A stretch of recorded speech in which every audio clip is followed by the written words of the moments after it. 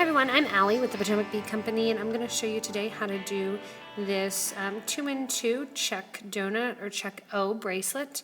And this is going to be using L18 jump rings, which if you're not familiar with the letter system, that is going to be an 18 gauge. So the L is going to be 6.4 millimeters or 1/4 of an inch, and then the 18 stands for the gauge. So it's 18 gauge, 6.4 millimeter inner diameter, and 1/4 inch for the L18s. I'm going to be using the L18s as well as some of these the Czech O donuts. I'm going to be using the garnet color. They're a 9 millimeter bead, and they're glass rings or glass donuts depending on where you're getting them. We call them glass rings, but you might see them also labeled as glass donuts as well.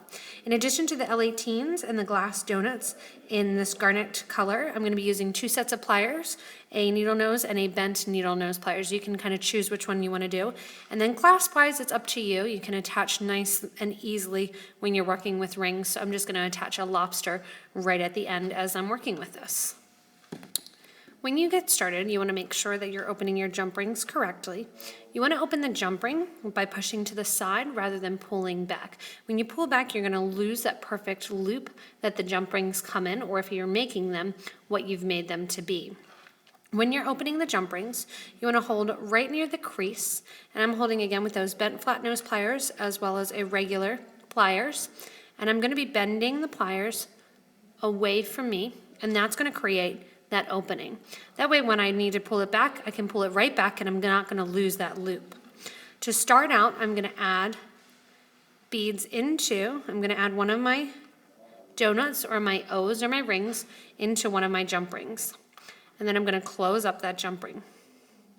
Nice and tight. Whenever you close your jump rings, you actually want to go past where you think that you would need to be to close. So you're going to actually go past that. It's going to spring back in place so that way you have a nice seamless close to your jump ring.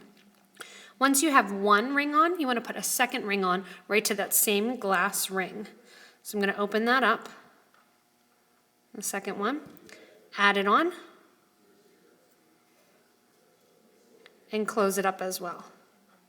Again, going a little bit past where it's actually going to be closed, and then we're going to close that one too. That's going to have my start to my bracelet where I have my 2 rings connected to my first O.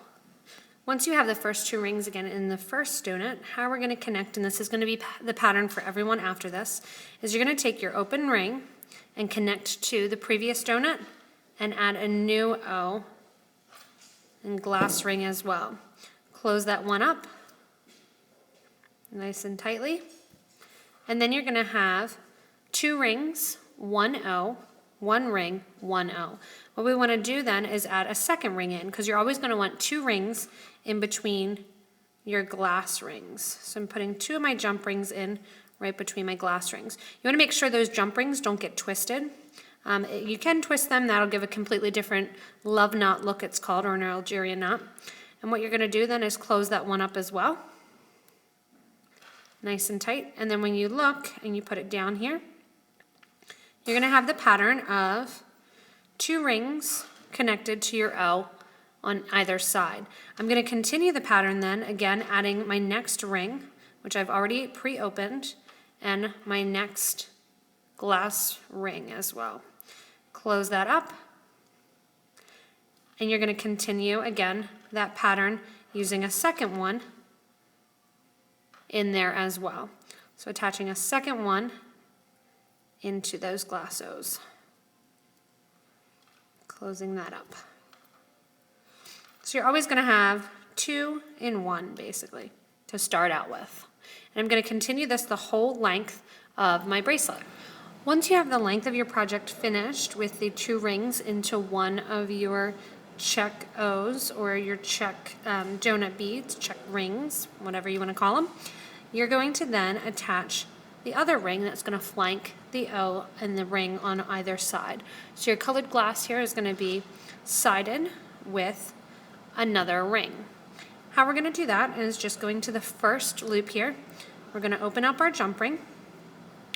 We're going to go through the 2 jump rings at the end and through the 2 jump rings that are next in line. When we close that up, and this is right on the side of the ring.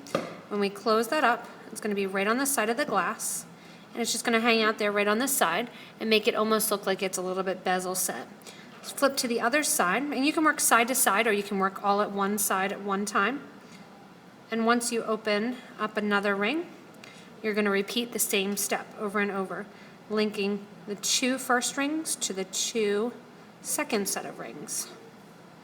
And then close that up.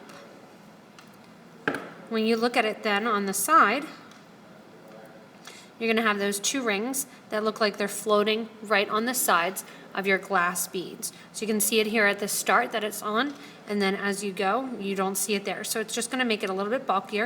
It gives a nice little look to it. There's even room that if you want to, you could add another ring on the inside as well, a smaller ring to connect them. But it's fun and quite easy just to do the same pattern. So again, I'll do the next one in line for you.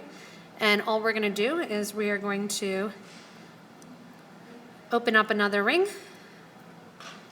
loop the second set and the third set now of our jump rings together, and that would be on the second side of our glass ring, or the second glass ring, and then going to the next one,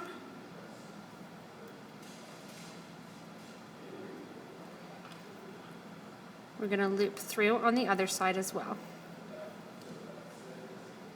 Close it up. And then you continue to go with our pattern right along, adding the jump rings to the side. So when you look at it, they have that nice look that they're almost bezel set. And I'm going to continue doing that the whole length of my bracelet. So just showing as I'm working here, I did one side already, and now I'm going to get ready to do the other side. I find it fastest to work on one side and then flip over to work on the other side. So I'm going to be attaching the rings in here on the other side right as I go, and I'll move right down the line and put those rings on the sides of my glass O's. So now that I'm done with my design, all I would do is open up one of these rings or attach a smaller ring to it. If you wanted to, you can attach a smaller ring to it, and then a lobster. You could attach it to cording to make it into a necklace. So your options are kind of endless. You could even attach one to the other and have a nice long necklace or a draping necklace where you have multiple beads and multiple different colors hanging out there as well. So the jump ring stuff lays really nicely and looks really nice on your wrist as well. And the nice thing is with some of these plated or aluminum rings that it's rather cost effective and pretty inexpensive to do. And this is a nice easy one if you've never done a ring project before, a jump ring project. Nice and easy, gets you a lot of practice on opening and closing your rings. And also it gives a little pop of color as well, so it's not just the rings that you get to play with, you're playing with beads as well. So thanks a lot for watching. Hopefully you enjoy our YouTube videos. If you get a chance, go to potomacbeads.com, check out our locations page, and we'd be happy to help you at any of our locations to gather materials that you need for any of your projects. Also, you can shop online at thebeadco.com if you don't live near any of our locations, in order to get your supplies to make some of these great videos that we're doing on YouTube, as well as other videos and other things that you find as well. So thanks a lot for watching, and happy beading!